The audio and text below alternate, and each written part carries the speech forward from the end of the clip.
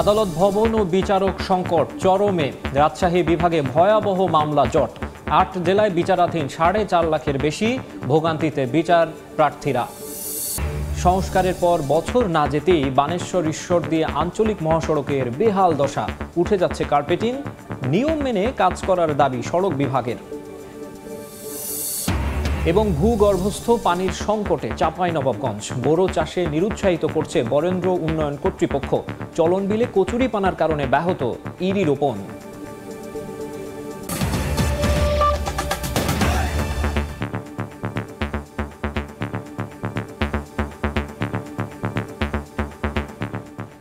আমন্ত্রণ সময় সংবাদের নিয়মিত আয়োজন বিভাগীয় সময়ে। থাকছি সপ্তাহের 7 দিন ভিন্ন ভিন্ন বিভাগের সংবাদ নিয়ে। আজ থাকছে রাজশাহী বিভাগ, সঙ্গে আছি আমি মাকসুম আলম খান। রাজশাহী বিভাগের সব জেলায় বছরের পর বছর ধরে বিচারাধীন কয়েক লাখ মামলা। এতে ভোগান্তির শিকার হচ্ছেন বিচার প্রত্যাশীরা। আইনজীবী ও রাষ্ট্রপক্ষের কৌশলীরা বলছেন, আদালত ভবনের ঘাটতি ও বিচারক সংকটের কারণে দীর্ঘ সময় লাগছে বিচার কাজে। বিস্তারিত সাইফুর রহমান রকির রিপোর্টে।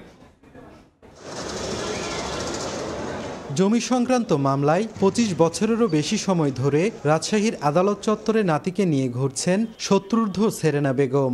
মামলা চালাতে গিয়ে এখন নিঃস্ব তিনি। আদালতের বারান্দায় প্রতিদিন তার মতো অনেকেরই দেখা মেলে, যারা বছরের পর বছর ঘুরছেন বিচারের আশায়। তবে আদালত ভবন ও বিচারক সংকটের কারণে দীর্ঘ হচ্ছে বিচার প্রক্রিয়া। বগুড়া আদালতে এমন অনেক মামলা আছে যার বাদী বিবাদী কেউই বেঁচে নেই। এরপরও বছরের পর বছর ধরে চলছে মামলা। জেলায় আদালতে মোট 75,000 মামলা বিচারাধীন। নাটোরে 22টি আদালতে 20,000-এরও বেশি মামলা বিচারাধীন। আদালতগুলোতে বিচারকের 60টি পদ শূন্য থাকায় বাড়ছে মামলা জট। মামলা নিষ্পত্তির জন্য সবথেকে গুরুত্বপূর্ণ যেটা প্রয়োজন সেটা হচ্ছে বিচারকের সংখ্যা। নওগাঁয় 13টি আদালতের মধ্যে বিচারক নেই 2 জন। বছরের পর বছর ধরে ভোগান্তি পোহাতে হচ্ছে বিচার প্রার্থীদের। একই অবস্থা সিরাজগঞ্জের আদালতেরও। এমন বিপদের মধ্যে আছে, মাসের পর মাস ঘুরতেছি, কোনো সমাধান আমরা পাইতেইছি না। অর্থ খরচ, সময়, তাই আমাদের কেসটা দ্রুত যদি শেষ করে দেয় তাহলে আমাদের একটা উপকার হবে। আমাদের প্রত্যেকেরই সচেতন যদি হই আমরা যার যার জায়গা থেকে, তাহলেই আমার মনে হয় যে দ্রুতই সম্ভব হবে। লয়ারের দায়িত্ব আছে। রাজশাহী বিভাগের 8টি জেলায় দেওয়ানি ও ফৌজদারি মিলিয়ে 4.5 লাখেরও বেশি মামলা বিচারাধীন রয়েছে। সাইফুর রহমান রকি, সময় সংবাদ, রাজশাহী। এই মুহূর্তে রাজশাহীর আদালত চত্বরে আছেন সহকর্মী সাইফুর রহমান রকি। তার সঙ্গে আলোচনায় যুক্ত থাকবেন রাজশাহীর নারী ও শিশু নির্যাতন দমন ট্রাইব্যুনাল 1-এর পাবলিক প্রসিকিউটর শামসাদ বেগম মিতালি। এছাড়াও নওগাঁয় থাকবেন সহকর্মী MR রকি। শুরুতেই সরাসরি যাচ্ছি সাইফুর রহমান রকির কাছে। রকি, রাজশাহীতে প্রায় 36টি আদালত আছে। এই 36টি আদালতে কিন্তু 1 লাখেরও বেশি মামলা বিচারাধীন রয়েছে। এই কারণে যারা বিচার প্রার্থী আছে মূলত তাদের ভোগান্তির শেষ নেই। তারা আমাদের কাছে ব্যাপক দুর্ভোগের কথা কিন্তু বলেছেন। তারা যেটি বলছেন যে আসলে বছরের পর বছর ঘুরেও কিন্তু তারা এটার সুরাহা পাচ্ছেন না। তো আমরা এই বিষয়টি নিয়ে আসলে কথা বলবো নারী ও শিশু নির্যাতন দমন ট্রাইব্যুনালের 1-এর পিপি যিনি শামসাদ বেগম মিতালি আপার সাথে। তো আপা, আপনার কাছে আমরা একটু জানতে চাই এই যে কেন এত মামলার জট হচ্ছে। আসসালামু আলাইকুম, সকলকে উত্তরাঞ্চলের মানুষ হিসাবে শীতের শুভেচ্ছা জানাচ্ছি। শীত শুরু হয়ে গেছে। মামলার জটের প্রধান কারণই মামলার জট টেনে আনছে। কারণ হচ্ছে যে যখন একটা মামলা চলছে সেটা চলমান অবস্থায় সেটা নিষ্পত্তি না হতে আর একটা মামলা এসে ভিড় জমাচ্ছে। এই ভিড়ের কারণে ভিড় বাড়ছে। প্রথম মামলা যখন ক্রিমিনাল মামলার ক্ষেত্রে আমরা দেখছি যে থানায় মামলা হওয়ার পরে পুলিশ চার্জশিট দিতে দীর্ঘদিন দেরি করছে। একটা মামলায় 1 বছর, 1.5 বছর, 2 বছর, 3 বছরও চার্জশিট হচ্ছে না। কিন্তু আসামিগুলোদের হাজিরা দিতে আসতে হয়। দিনের পর দিন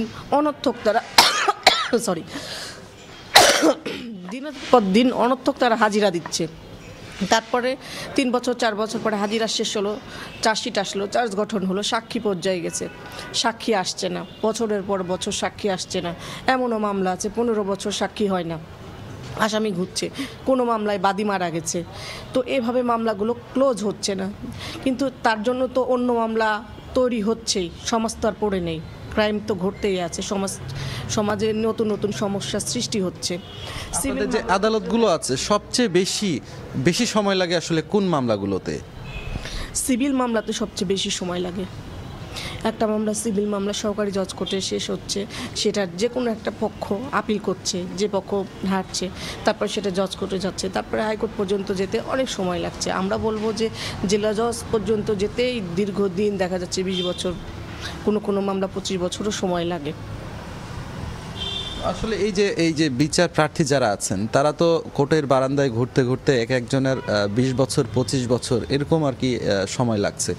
তো এরা আসলে অনেকে আমরা দেখেছি এরকম যে বাদী বিবাদী যারা আছেন তারা কিন্তু উভয়ে বেছে নেই আর কি, যারা মামলা করেছেন।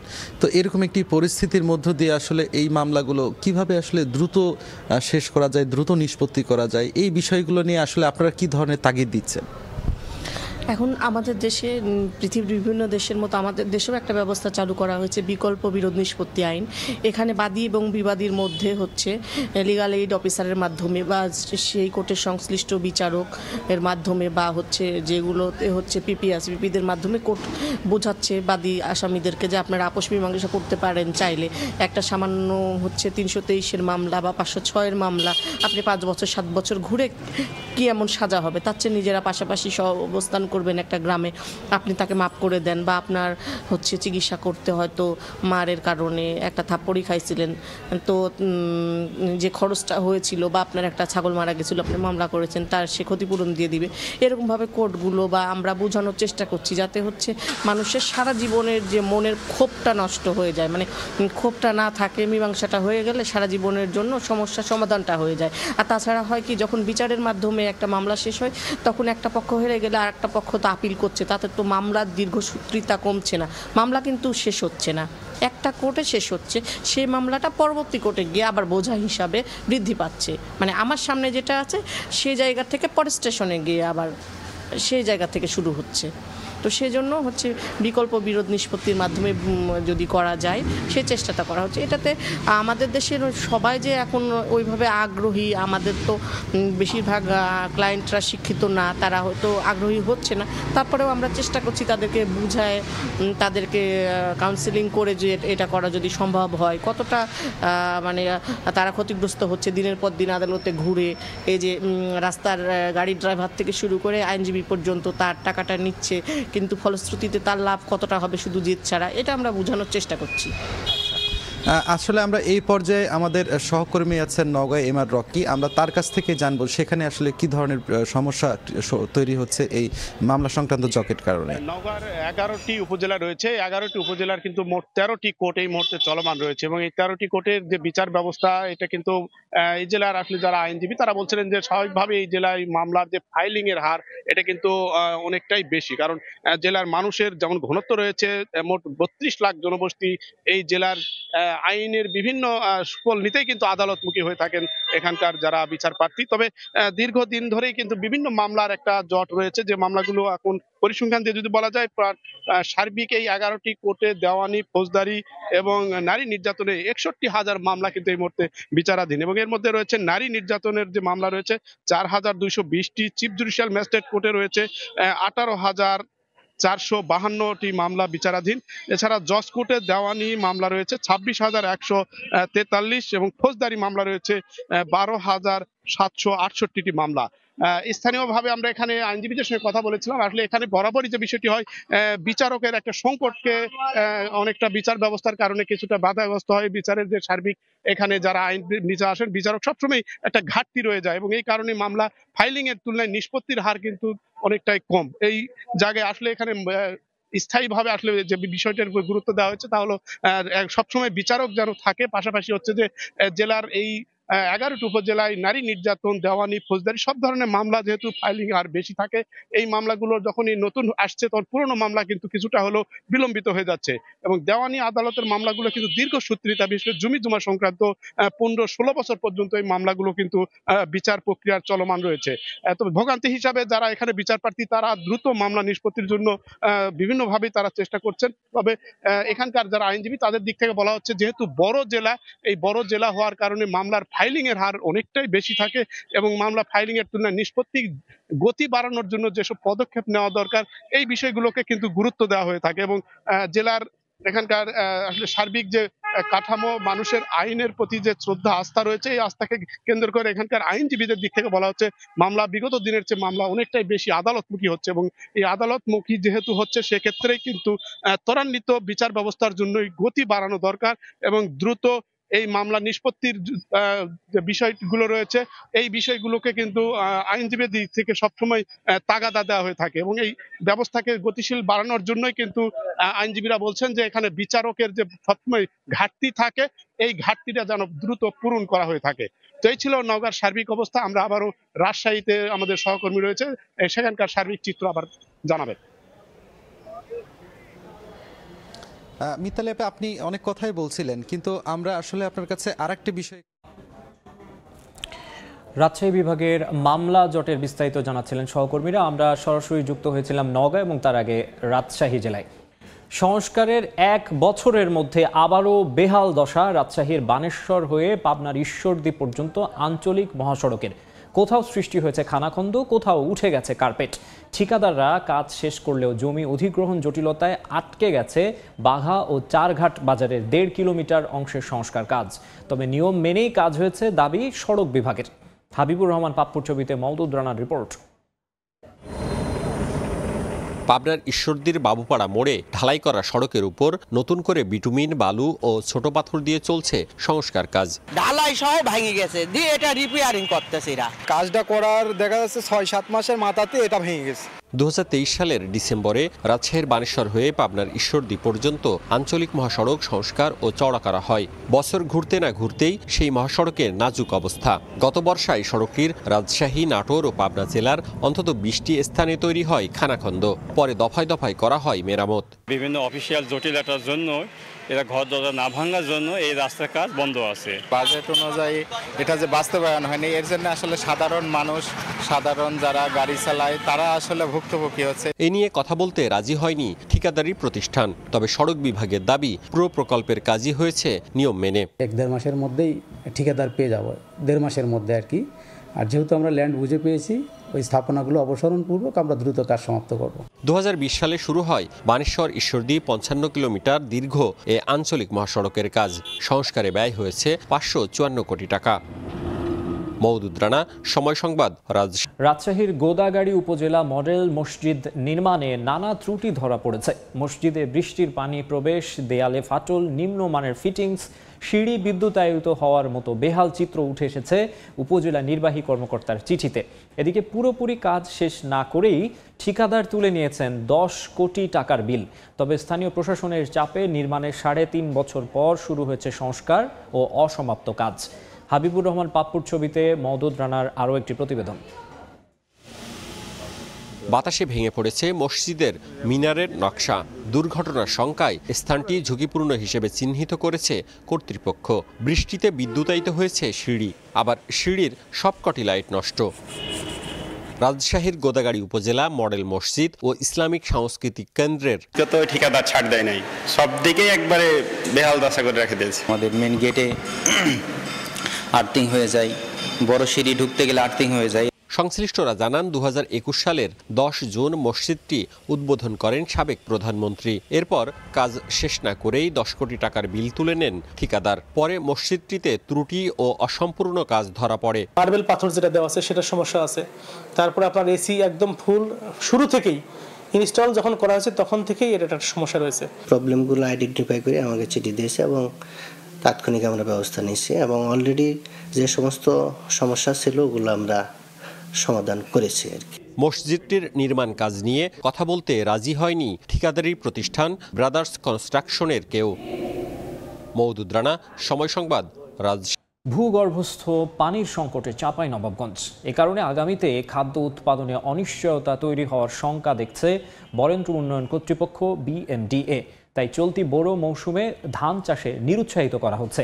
বিকল্প হিসেবে তেল এবং ডাল জাতীয় ফসল উৎপাদনের প্রস্তুতি নিচ্ছেন কৃষকরা।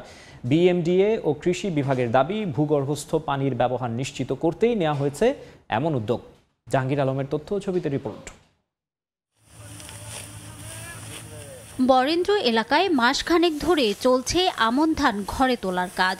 আবার অনেক কৃষক ধান ঘরে তুলে বোরো চাষের জন্য জমি প্রস্তুত করেছিলেন, কিন্তু বোরো চাষে নিরুৎসাহিত করে লিফলেট বিতরণ করেছে বরেন্দ্র বহুমুখী উন্নয়ন কর্তৃপক্ষ বিএমডিএ এর দাবি, ভূগর্ভস্থ পানি তুলে চাষাবাদ করায় গত কয়েক দশকে আশঙ্কাজনকভাবে কমেছে পানির স্তর। বেগ পেতে হচ্ছে বড় মৌসুমে পানি সরবরাহে, তাই ধানের বদলে তেল ও ডাল জাতীয় ফসল চাষে উৎসাহিত করা হচ্ছে। নতুন ভাবে অনেক প্রকল্প গ্রহণ করা হচ্ছে এবং সেই প্রকল্পগুলা আগামীতে বাস্তবায়িত হলে আমরা আশা করছি ভূগর্ভস্থ পানির উপর চাপটা অনেক কমে যাবে।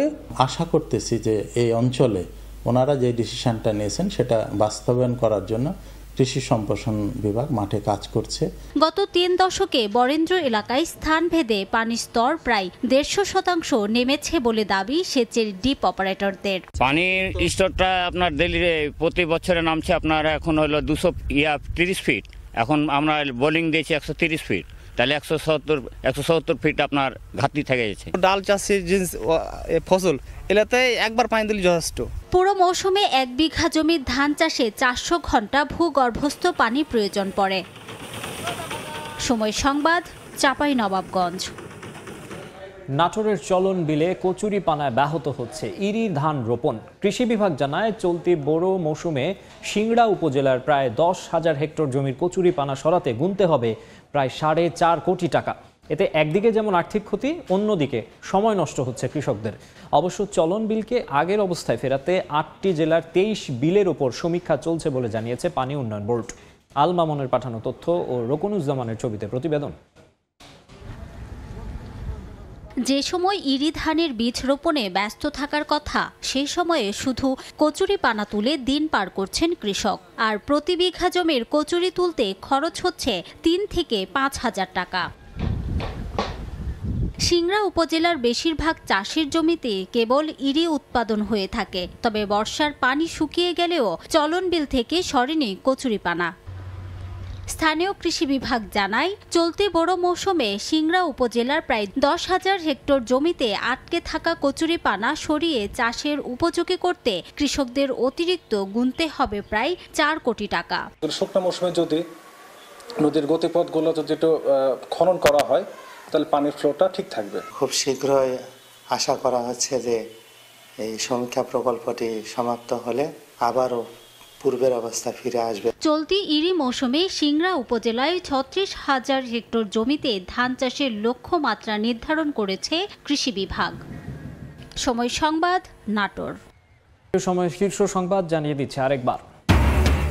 আদালত ভবন ও বিচারক সংকট চরমে। রাজশাহী বিভাগে ভয়াবহ মামলা জট। 8 জেলায় বিচারাধীন 4.5 লাখের বেশি, ভোগান্তিতে বিচার প্রার্থীরা।